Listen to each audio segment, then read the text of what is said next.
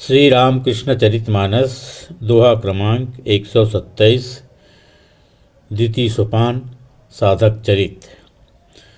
दक्षिणेश्वर में पहुँच प्रभु कर श्री गंग प्रणाम। पुण्यकाली मंदिर गयऊँ राम कृष्ण निष्काम। देख मातु प्रभु अति हरसावा जनु बालक निज जननी पावम।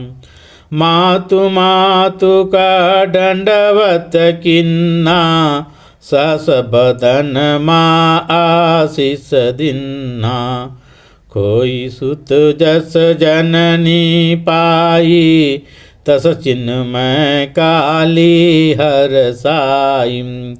कछु दिन किन्ने पूजा सेवा देतन मन ही श्री नर देवा।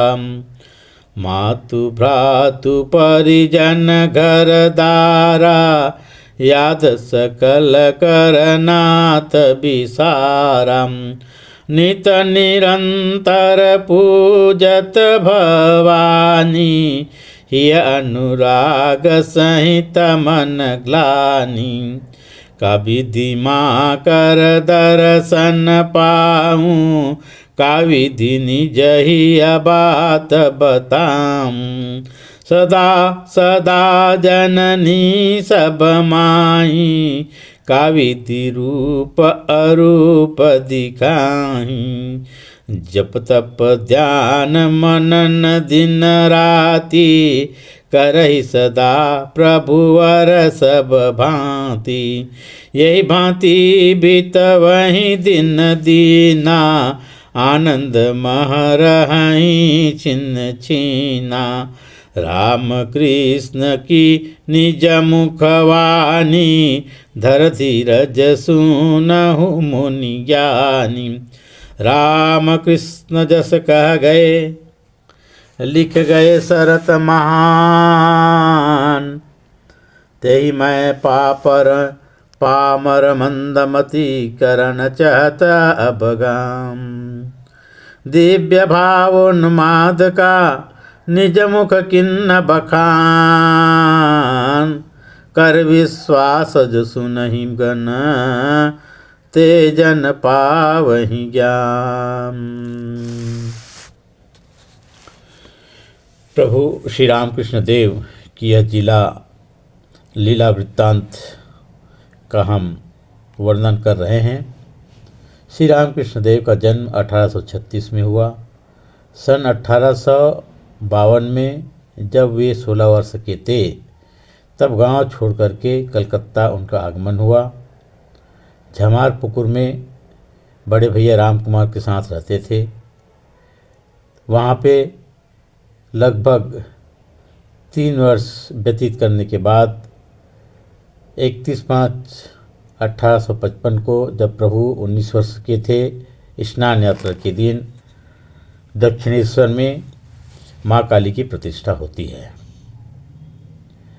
ठीक उसके बाद ही सन 1856 के प्रारंभ में ही राम कुमार की मृत्यु हो जाती है। उसके कुछ दिन पहले ही श्री रामकृष्ण देव माँ काली की पूजा करना आरंभ किए थे। जिस दिन से श्री रामकृष्ण देव माँ काली की पूजा आरंभ करना चालू किए थे, उम्र लगभग 20 वर्ष की थी। तभी से श्री रामकृष्ण देव की साधना पर्व का आरंभ हम कह सकते हैं। और सुदीर्घ 1856 से लेकर के 1867 तक 12 वर्ष तक वे साधना में तल्लीन रहे। 1868 के जनवरी के अंतिम भाग में 27 जनवरी को वे मथुरानाथ हृदयनाथ के साथ तीर्थ यात्रा के लिए प्रयाण करते हैं। इस बीच जब वे 23 वर्ष के थे, उनकी साधना पर्व 20 वर्ष में आरंभ हुई। जब वे 23 वर्ष के थे, माँ का प्रथम दर्शन उसको प्राप्त हो चुका था। तब वे गांव में माता चंद्रमणि के द्वारा बुला ली जाती हैं और मई के महीना सन 1859 को शारदा मणि के साथ में शुभ विवाह हो जाती है। तब श्री रामकृष्ण देव 23 वर्ष के थे और माँ शारदा मणि जो है 5.5 वर्ष की नितांत बालिका थी। अब इस प्रकार से प्रभु जो है पुनः शादी होने के बाद, विवाह होने के बाद गौना भी हुई। करीब 1 साल 7 माह 1.5 वर्ष कामारपुकुर में निवास किए। अब उसके बाद प्रभु जो है कामारपुकुर त्याग करके दक्षिणेश्वर आ जाते हैं। दक्षिणेश्वर में पहुँच प्रभु कर श्री गंगा प्रणाम, पुण्य काली मंदिर गयऊँ राम कृष्ण निष्काम। राम कृष्ण जो समस्त कामनाओं से रहित हैं, ऐसे प्रभु श्री रामकृष्ण देव दक्षिणेश्वर में पहुँच करके माँ गंगा को प्रणाम करते हैं। माँ गंगा पार करने के पहले ही माँ गंगा को प्रणाम करते हैं और प्रणाम करके फिर दक्षिणेश्वर काली मंदिर में जा करके सीधे काली मंदिर में जाते हैं और माँ काली को भवतारिणी को प्रणाम करते हैं। देख मातु प्रभु अति हरसावा, जनु बालक निज जननी पावा। मातु मातु का दंडवत किन्ना, सहस बदन माँ आशीष दिन्ना। खोई सुत जस जननी पाई, तस चिन्मय काली हरसाई।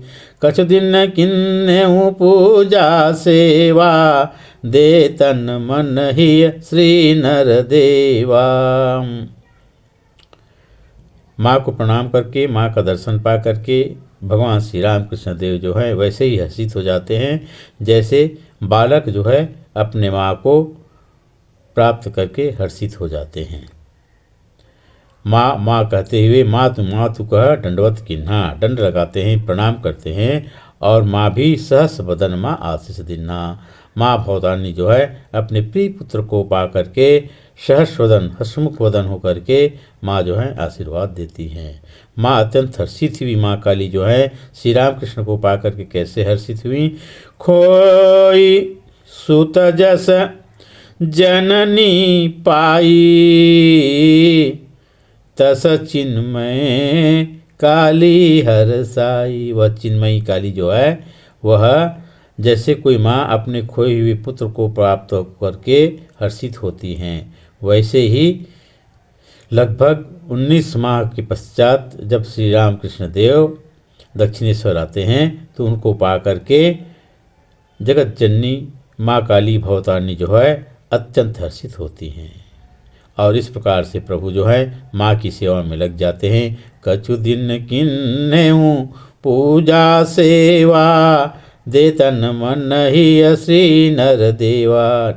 नरों में देव तुल्य भगवान श्री रामकृष्ण देव तन और मन लगा करके, तन मन हृदय लगा करके पूर्ण प्रकार से माँ भवतारिणी की पूजा करने लगते हैं। मातु भ्रातु परिजन घर दारा, याद सकल करनाथ बिसारा। निरंतर पूजत भवानी, हिय अनुराग सहित मन ग्लानि। अब जब वे पूजा आरंभ कर देते हैं कामारपुकुर से दक्षिणेश्वर आकर के, तो पूर्ण रूप से मन लगा करके पूजा करते हैं। मातु भ्रातु और भी परिजन जो सब कामारपुकुर में हैं, वे सब के सब उन सब की याद एक कोने रह जाती है। उन सबको प्रभु जो है मानो बिसर जाते हैं और एकमात्र माँ भवतारिणी ही उनकी माँ है और इस प्रकार से उनकी सेवा करते हैं।